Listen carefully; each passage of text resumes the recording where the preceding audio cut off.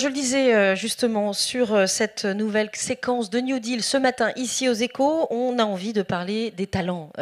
Pénurie, évidemment, on le sait, hein, il faut former des centaines de milliers d'ingénieurs ici en France pour accompagner la transformation d'entreprises et qu'elles deviennent justement des tech companies. Et c'est un plaisir d'en parler avec vous. Bertrand David, vous êtes à côté de moi, de Télécom Paris. Vous êtes évidemment partenaire de cette matinée. Bienvenue à vous. Merci et bonjour à tous. Et puis également Dominique Rossin, bonjour. Vous êtes directeur de l'enseignement et de la recherche de l'IX Polytechnique, évidemment. Vous êtes aussi, je crois, partenaire ensemble, on le verra tout à l'heure sur l'IP Paris. Et puis nous accueillons, pardon de l'introduire en dernier, Anne Féninger, qui travaille chez Stellantis justement et qui va nous donner son éclairage côté entreprise sur cette guerre des talents. Vous êtes directrice Data et Software Academy, pour la Software Academy chez Stellantis.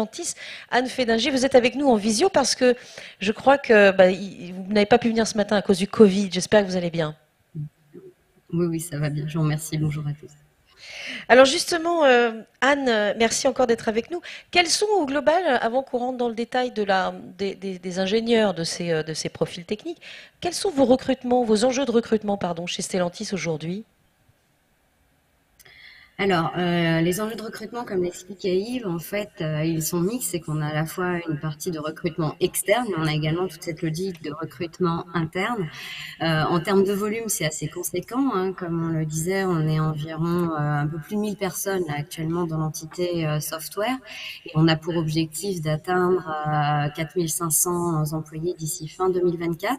La moitié provenant de recrutement externe et la seconde moitié de reskilling. Donc, c'est ces reconversions d'ingénieurs mécaniques ou de gens qui sont dans l'engineering, mais également les pièces et services ou le marketing, qui souhaitent évoluer vers des métiers d'ingénieur du software ou d'autres métiers que l'on s'est proposés dans le software, des mobilités internes plus traditionnelles, mais qui s'accompagnent également de formation.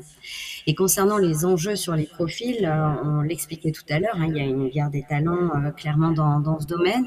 Nous, notre enjeu, c'est d'arriver à convaincre en fait et à faire connaître en fait notre ambition de passer d'une société qui était une industrie automobile traditionnelle vers une mobility tech company, pour pouvoir justement attirer des profils qu'on n'avait pas l'habitude de recruter par le passé, hein, puisque c'est souvent des activités que l'on sous-traitait à des équipementiers, à des fournisseurs, à des partenaires, et qu'aujourd'hui on souhaite développer en interne. On a un enjeu de concurrence parce que on a d'autres grands acteurs qui sont également très attractifs, notamment les GAFAM. Il y a des attentes importantes aussi de ces jeunes ou de ces talents en termes de salaire et de compensation. Donc il faut aussi savoir s'aligner.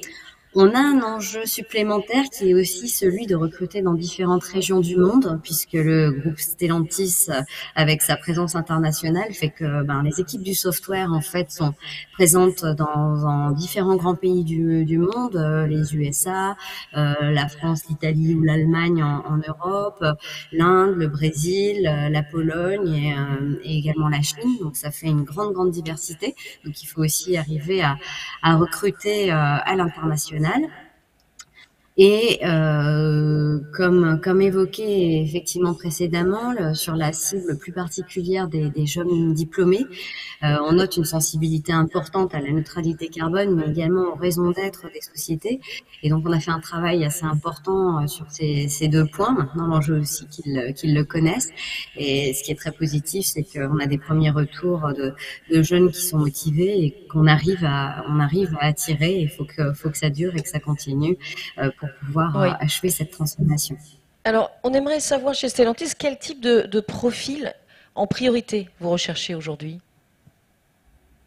Alors il y a différents profils. Il y a une grande diversité de profils au sein de l'entité software. Donc il y a une grande majorité, au moins 2/3 de métiers qui sont assez techniques, qui passent par le hardware, le software, la cybersécurité, le cloud, le on ou le offboard, la connectivité. Et puis certains métiers qui le sont moins, on va plus être sur des métiers type product owner, scrum master, des chefs de projet, qui ont besoin avoir une appétence en fait pour les métiers de la tech, le logiciel et comprendre un petit peu cette culture et avoir cette curiosité, mais qui n'ont pas forcément besoin d'avoir des compétences très très techniques. Et donc là, l'idée est d'avoir un mix d'équipes qui viennent à la fois de l'extérieur et de l'interne. Parce que voilà, il est important qu'on ait cet équilibre et qu'on ait des gens expérimentés et des gens moins expérimentés. Ça fonctionnerait pas avec du 100% interne, c'est certain. Et donc, on cherche à la fois en interne des profils tech et des profils qui sont moins tech, et de la même manière à l'externe. Ce qui est important à noter quand même, c'est qu'il y a une très très grande diversité de métiers, puisqu'il y a on propose à la fois des services dans le véhicule, à l'extérieur du véhicule avec des applications, et il y a tous les métiers traditionnels du logiciel, les interfaces avec le véhicule. Donc il y a une grande diversité de métiers. La liste est assez longue, mais forcément il y a des software development engineers, des validation engineers, des simulation engineers. Je suis désolée, je les sais tous en anglais parce qu'on recrute à l'international. Du machine learning, de l'embedded software, de la sécurité, le développement des plateformes, tout ce qui est autour du véhicule autonome, etc. Donc la liste est très longue. J'aurais pu poser la question tout à l'heure à Yves Bonnefond, puisqu'il fait passer des entretiens, nous a-t-il dit. Qu'est-ce que vous dites à un jeune qui tape à la porte de Stellantis quand vous lui présentez l'entreprise? Vous lui dites justement que c'est pas rejoindre un groupe automobile, c'est rejoindre une tech compagnie? Alors moi, je suis pas au recrutement. Moi, je suis à la Data Academy, donc je m'occupe essentiellement des transformations internes, donc des collaborateurs que l'on forme et que l'on reconvertit. Effectivement, on a toute une communication donc avec les équipes de la marque employeur qui vise à mettre en avant. On a fait tout un travail sur la raison d'être justement du groupe, et on essaye de promouvoir les valeurs et l'avenir qu'on a envie de construire pour l'automobile de demain. Donc oui, je pense que ces messages sont particulièrement importants, et donc c'est en coordination avec les équipes du recrutement et de la communication qu'on travaille ces messages vers l'externe. Alors, Bertrand Davy de Télécom Paris, justement, vous êtes à la fois évidemment partenaire de cette matinée, je le rappelle, mais aussi dans cette bataille aujourd'hui de l'entreprise qui vient chercher ses talents, parce qu'elle en a foncièrement raison. Enfin, c'est un enjeu qui est, on pourrait le dire comme ça, vital pour les entreprises aujourd'hui. Alors c'est un enjeu tout à fait vital pour les entreprises, et on le ressent de manière très très forte à l'intérieur des écoles, avec une pression à l'embauche. Alors nous, on est par exemple à 99% d'embauche à 6 mois, donc de contrats signés, et avec 72% de nos ingénieurs qui ont, avant la diplomation, déjà trouvé leur contrat. Donc voilà, on ressent une pression qui est assez forte sur ces aspects-là, et on a des demandes de manière très très courante. Donc c'était vraiment très intéressant ce qui a été dit, parce que ça montre bien qu'il y a un peu deux aspects. Il y a un aspect de formation, donc nous on délivre des ingénieurs, et je pense que le cas des véhicules autonomes, des véhicules connectés, c'est vraiment un cas presque d'école pour nous, parce qu'on voit que pour un ingénieur, il y a un aspect totalement holistique dans ces problématiques-là. Il faut partir éventuellement des couches très très basses, des systèmes embarqués, du hardware, du software qu'il faut mettre dessus, puis être capable de comprendre les problématiques réseau, les problématiques cloud, les problématiques machine learning et IA qui vont avec, parce que soit on met le calcul dans le cloud, mais on sait que ça peut poser certains problèmes en termes de dépenses carbone, et où est-ce qu'on rapproche les fonctions de calcul plus près des calculateurs, enfin voilà. Donc on a toutes ces problématiques, et puis après, il ne faut pas oublier que tout ça, c'est dans un environnement, un écosystème économique, sociétal qui est assez complexe. Donc il y a des problèmes légaux, on voit bien les différences, par exemple, d'avancées légales entre l'Europe, les États-Unis, oui, vous avez raison, l'Asie. C'est pas uniforme encore, il n'y a pas de normalisation. Voilà, c'est pas uniforme. Et donc, pour ça, il faut quand même former un ingénieur qui ait une espèce de conscience comme ça, un peu holistique, de tous ces aspects-là, et c'est ce qu'on essaye de faire.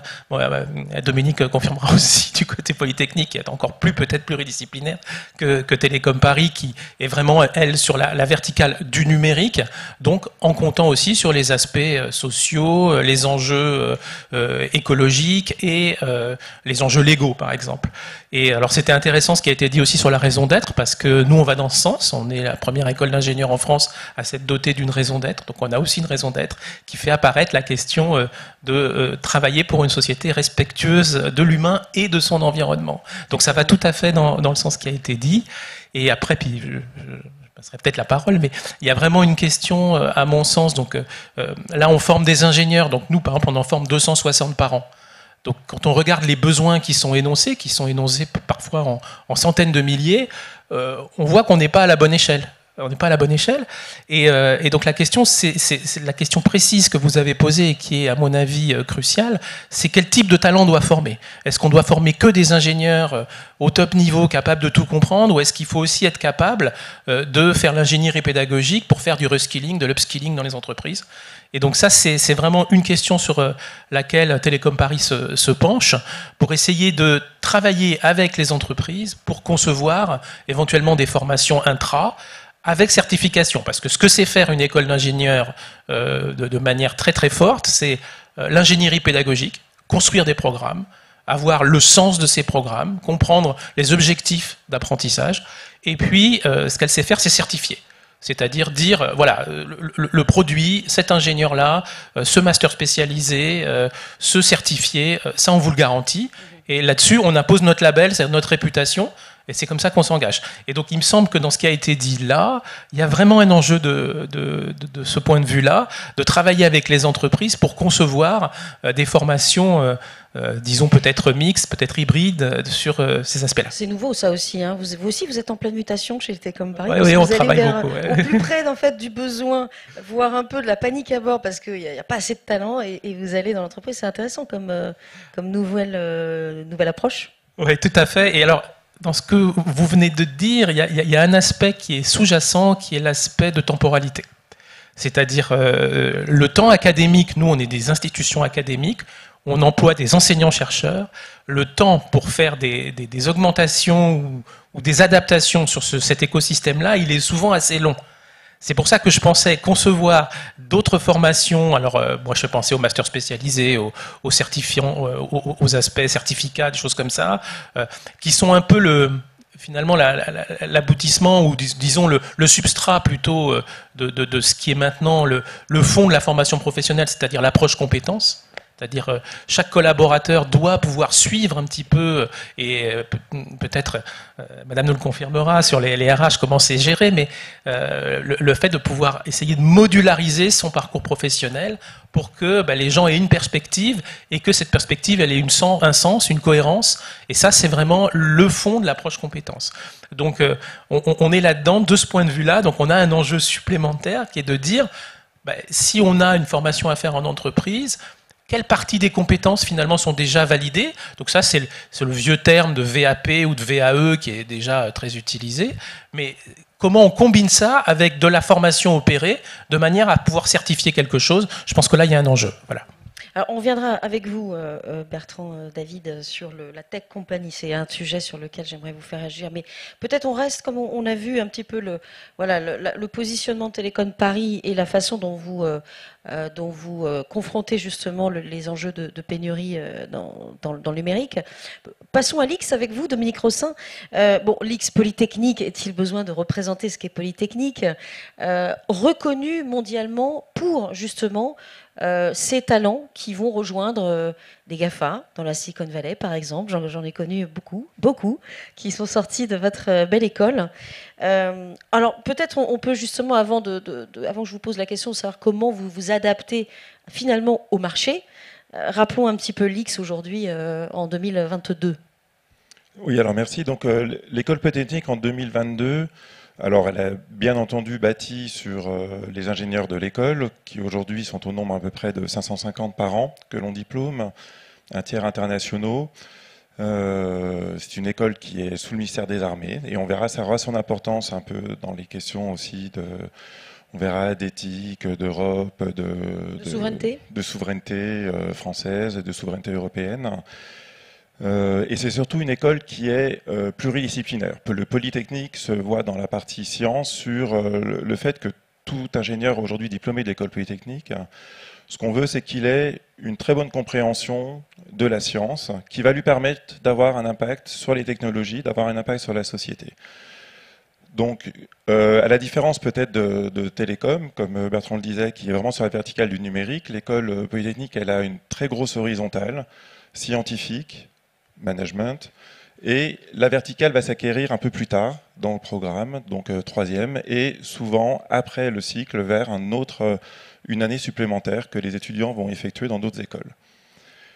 Donc ça, c'est sur le cycle ingénieur. L'école, elle a beaucoup évolué. Donc depuis 2015, dans l'école polytechnique, on a voulu diversifier. Et c'est ce que Bertrand évoquait. Effectivement, on s'est mis sur l'ensemble du panorama des formations. Et on verra l'importance de répondre aux enjeux aussi des entreprises, à savoir que ce n'est pas que des ingénieurs que l'on veut former. Donc on a ouvert un bachelor, donc l'équivalent d'une licence internationale. Donc c'est des cycles qu'on a créés complètement en anglais. Et ce rôle international global, on le verra transparaître dans beaucoup des aspects. Ça a transparu dans la première intervention, effectivement, qu'on a besoin des ingénieurs ou de gens formés aujourd'hui en France et international, en tout cas conscients des enjeux mondiaux et globaux. Donc on a créé cette licence, on a créé des Master of Science and Technology qui sont un peu plus sur une verticale disciplinaire ou un enjeu. Donc ça va être sur des enjeux de la cybersécurité, sur des enjeux de data. On s'est rapproché d'ailleurs d'HEC pour avoir aussi des bicomposantes scientifiques et business. Et donc, on va bien entendu jusqu'au doctorat. Donc le doctorat qu'aujourd'hui on délivre en commun sous le label de l'Institut Polytechnique de Paris, donc avec Télécom Paris.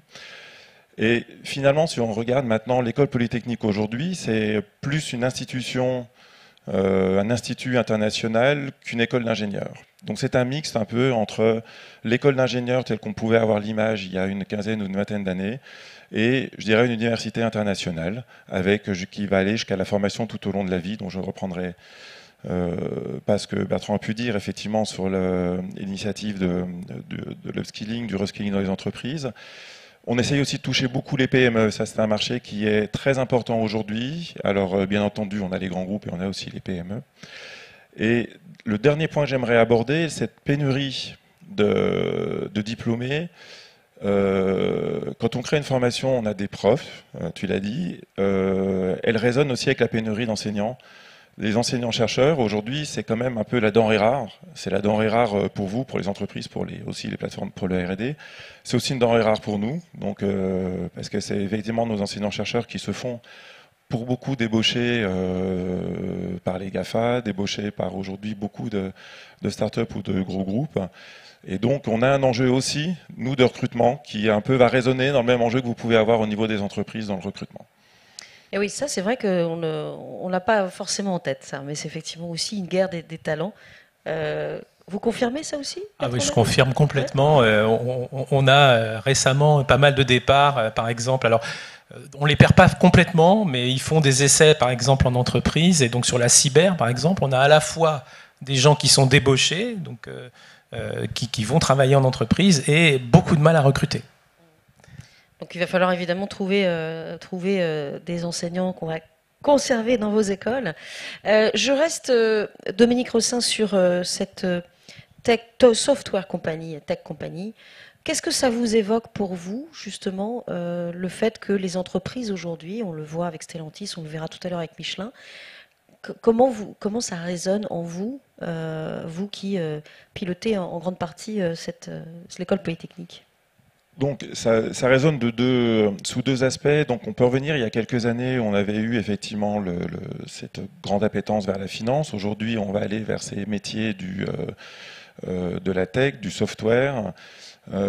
Donc nous, on a effectivement deux axes. On a un axe qui va être sur la verticale du numérique, du software, et on a un axe qui va être plus sur, aujourd'hui, dans les demandes des entreprises. Donc on a une commission qui se réunit avec des grands groupes, des startups, qui réfléchit aussi sur notre manière de former les gens.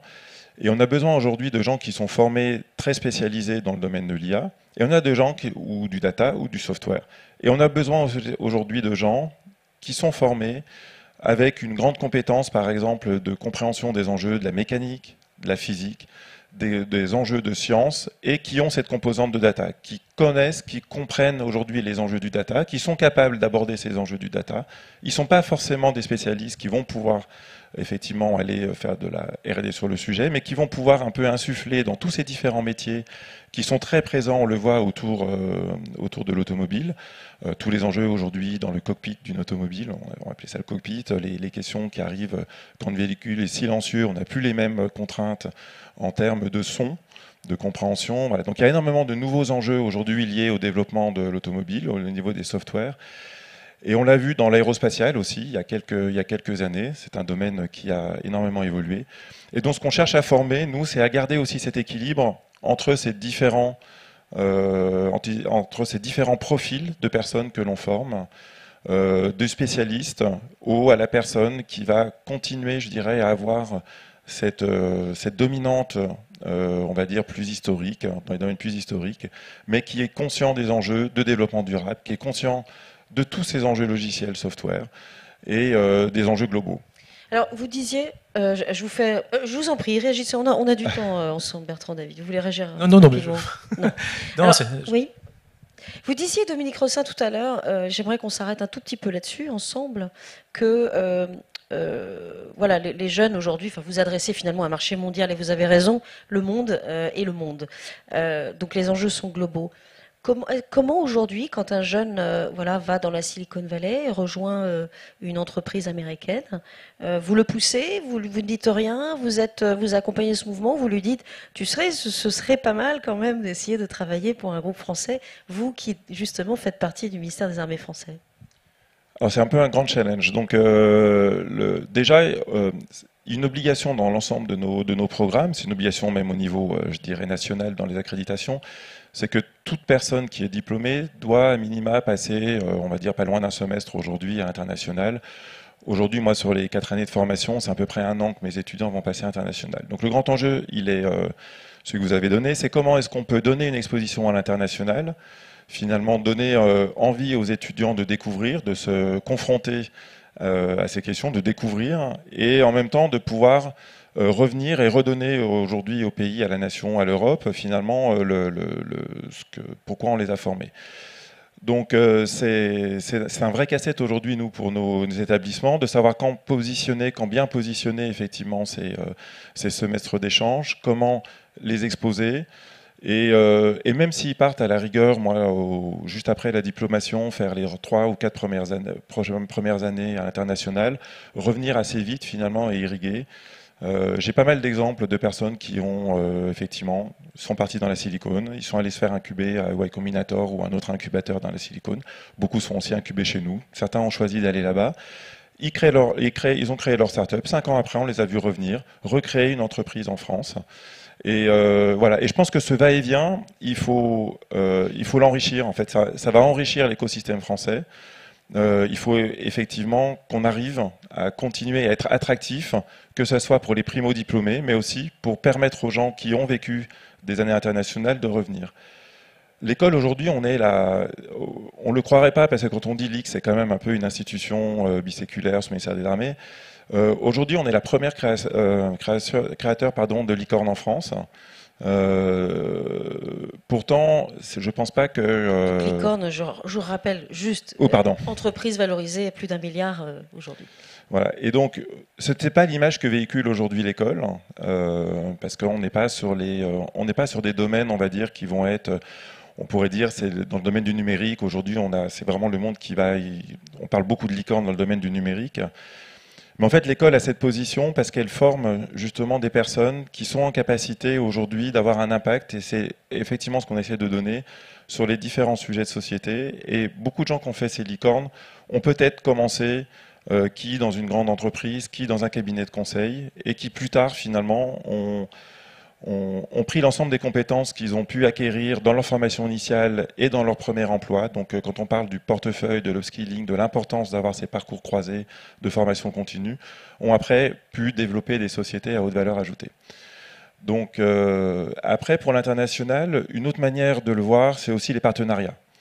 Donc l'école, elle a énormément de partenariats, donc que ça soit aux États-Unis, j'étais à Berkeley la semaine dernière et à Stanford, en plein cœur de la Silicon, jusqu'à l'Asie, avec Singapour, NUS, en Chine, on en a parlé, c'est un peu plus compliqué en ce moment quand même pour la mobilité en Chine. Et d'autre part, le dernier élément, pour moi, le ministère des Armées, il va raisonner aussi sur ces enjeux de souveraineté.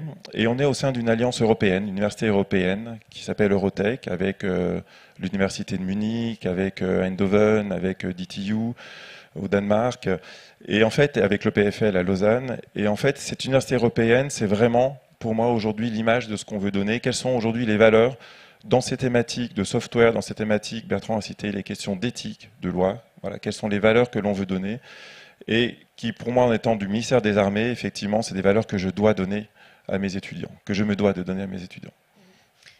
Bertrand, je voulais intervenir un peu après ce volet international. Vous aussi, chez Télécom Paris, vos étudiants regardent le monde, ont envie de voyager, y vont. Comment ça se passe chez vous? Alors absolument, on a les mêmes contraintes. Donc Dominique l'a rappelé, c'est des contraintes au niveau national pour délivrer le titre d'ingénieur. Donc il y a une obligation de mobilité. Donc nos étudiants partent à l'international.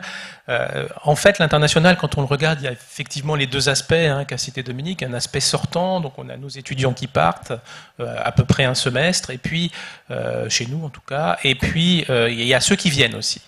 Et de ce point de vue-là, Télécom Paris, c'est une école très internationale. On accueille entre 40 et 45% d'internationaux, donc dans nos diplômés. Et après, tout l'enjeu, c'est comment on garde ses talents. Par exemple, sur la Chine, Dominique en a parlé. On voit bien qu'il y a un repli ces dernières années. Et c'est pas forcément des gens qu'on va garder après pour le tissu industriel français. Et pour moi, un des autres enjeux qu'on a sur l'international entrant, c'est l'Europe. Dominique a parlé d'Eurotech, mais en fait, si on regarde l'historique, sur ces 10 dernières années, on a perdu des entrants européens, on attire moins d'Italiens, moins d'Espagnols, moins d'Allemands qui préfèrent peut-être aller vers d'autres cieux, aux États-Unis ou autres. Donc je pense qu'on a un enjeu là, nous, parce que la guerre des talents, c'est pas simplement franco-français, c'est quelque chose qui est évidemment au niveau international, un enjeu d'avoir ces talents-là, mais aussi un enjeu pour que les équipes en France soient elles-mêmes multiculturelles, pour avoir cette diversité qui est quelque part synonyme de résilience, de créativité. Oui, parce que c'est vrai que la compétence software, je prends un exemple à Prague, par exemple, en République tchèque, on le sait, et même en Ukraine, le niveau tech est très élevé là-bas. C'est aussi des voisins, des cousins potentiels qui peuvent être hyper intéressants en termes de talent, de production de talent. Dominique?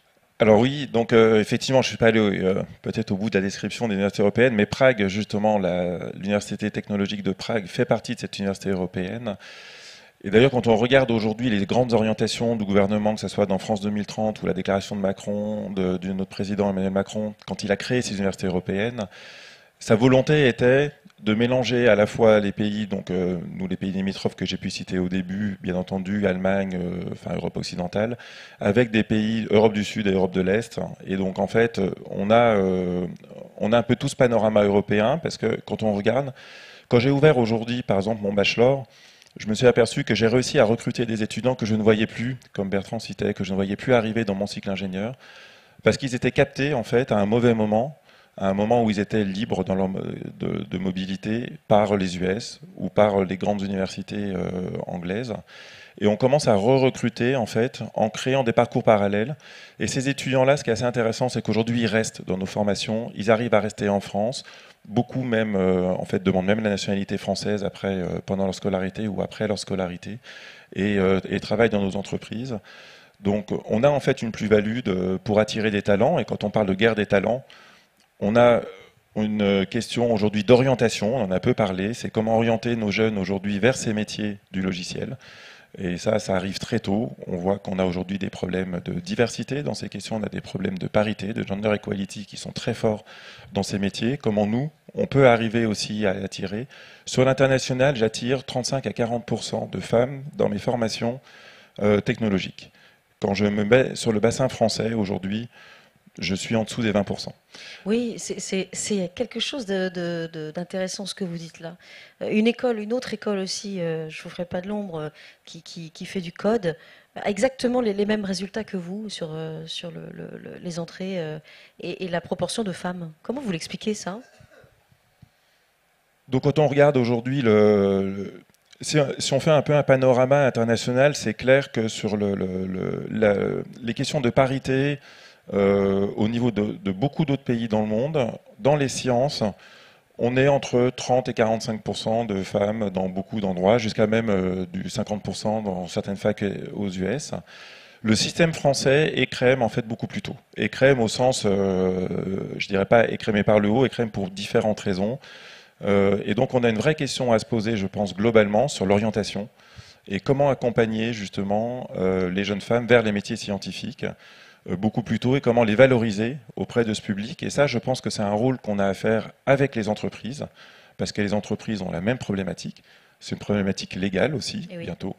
On le sait pour les CA, les boards des entreprises qui vont devoir faire parité. C'est une bonne chose, je pense, d'avoir cette réglementation, parce que ça va forcer les gens, enfin, à résoudre cette question. Alors, je vais laisser la parole à une femme pour terminer notre discussion, tous les trois. Anne Féninger, vous m'entendez toujours ? Non. Alors, si vous m'entendez, en tout cas, merci. Oui, pardon. Voilà.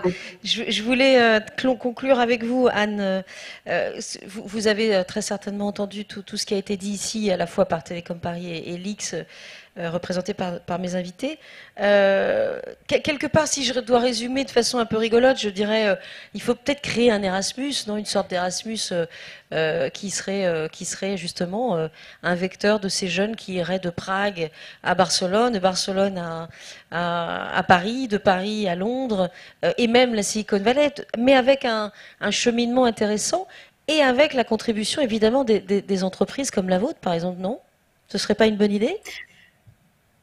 Si, certainement, mais alors moi je dirais qu'il faudrait aussi y intégrer la problématique de la formation continue, puisqu'en fait, comme on sait qu'on n'arrive pas à trouver tous les talents avec la formule initiale aujourd'hui, et qu'on a quand même des métiers qui évoluent, un vrai enjeu en fait à reconvertir des métiers qui disparaissent vers ces métiers d'avenir.